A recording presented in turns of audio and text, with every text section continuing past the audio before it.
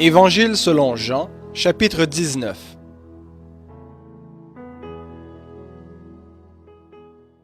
Alors Pilate fit prendre et flageller Jésus. Les soldats tressèrent une couronne d'épines qu'ils mirent sur sa tête et le revêtirent d'un manteau de pourpre. Puis ils approchaient de lui et disaient « Salut, roi des Juifs !» et ils lui donnaient des gifles. Pilate sortit de nouveau et dit aux Juifs « Voici, je vous l'amène dehors, afin que vous sachiez que je ne trouve aucun motif de condamnation en lui. » Jésus sortit donc, portant la couronne d'épines et le manteau de pourpre, et Pilate leur dit « Voici l'homme !» Lorsque les principaux sacrificateurs et les gardes le virent, ils crièrent « Crucifie! Crucifie !» Pilate leur dit « Prenez-le vous-même et crucifiez-le, car moi je ne trouve pas de motif de condamnation en lui. » Les Juifs lui répondirent « Nous avons une loi, et selon la loi, il doit mourir, parce qu'il s'est fait fils de Dieu. » Quand Pilate entendit cette parole, sa crainte augmenta. Il rentra dans le prétoire et dit à Jésus « D'où es-tu » Mais Jésus ne lui donna pas de réponse. Pilate lui dit alors « À moi tu ne parles pas? Ne sais-tu pas que j'ai le pouvoir de te relâcher et que j'ai le pouvoir de te crucifier ?» Jésus répondit « Tu n'aurais sur moi aucun pouvoir s'il ne t'avait été donné d'en haut.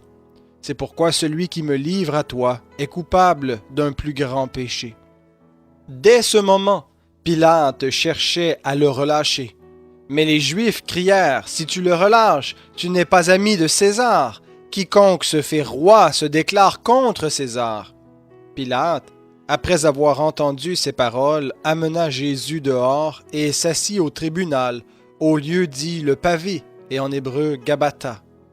C'était la préparation de la Pâque, et environ la 6e heure. Il dit aux Juifs « Voici votre roi !» Mais ils s'écrièrent « À mort! À mort! Crucifie-le !» Pilate leur dit « Crucifierai-je votre roi ?» Les principaux sacrificateurs répondirent « Nous n'avons de roi que César !» Alors il leur livra pour être crucifié. Ils prirent donc Jésus et l'emmenèrent. Jésus, portant sa croix, sortit de la ville vers le lieu appelé le crâne, qui se dit en hébreu Golgotha. C'est là qu'ils le crucifièrent, et avec lui 2 autres, un de chaque côté, et Jésus au milieu.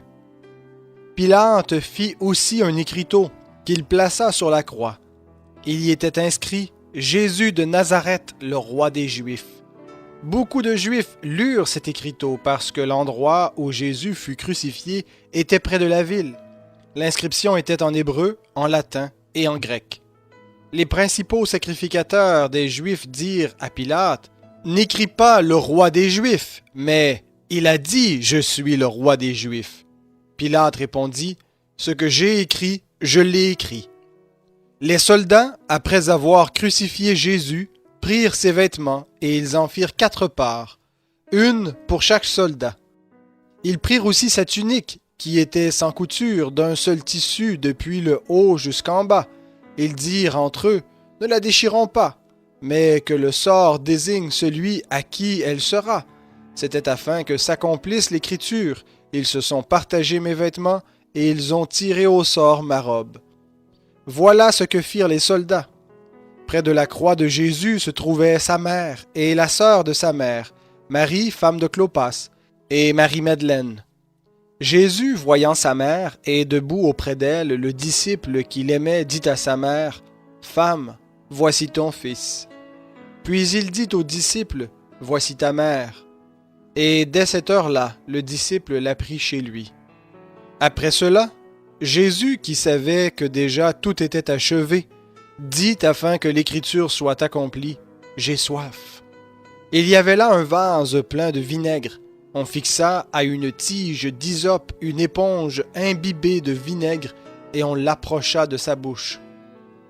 Quand il eut pris le vinaigre, Jésus dit « Tout est accompli. » Puis il baissa la tête et rendit l'esprit.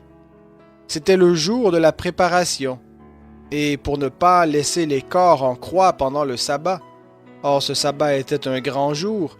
Les Juifs demandèrent à Pilate de les faire enlever après leur avoir brisé les jambes.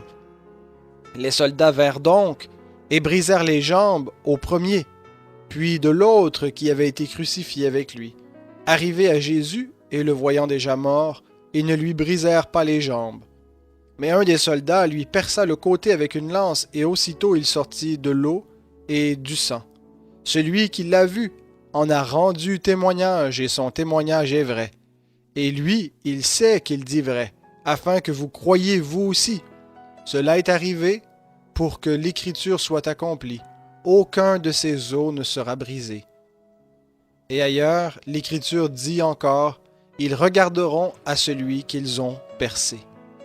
Après cela, Joseph d'Arimathée, qui était disciple de Jésus, mais en secret par crainte des Juifs, demanda à Pilate la permission d'enlever le corps de Jésus. Et Pilate le permit. Il vint donc et enleva le corps. Nicodème, qui auparavant était allé de nuit vers Jésus, vint aussi, et apporta un mélange d'environ 100 livres de myrrhe et d'aloès. Ils prirent donc le corps de Jésus et l'enveloppèrent de bandelettes, avec les aromates, comme c'était la coutume d'ensevelir chez les Juifs. Or, il y avait un jardin à l'endroit où il avait été crucifié, et dans le jardin un tombeau neuf où personne encore n'avait été déposé. Ce fut là qu'ils déposèrent Jésus à cause de la préparation des Juifs, parce que le tombeau était proche.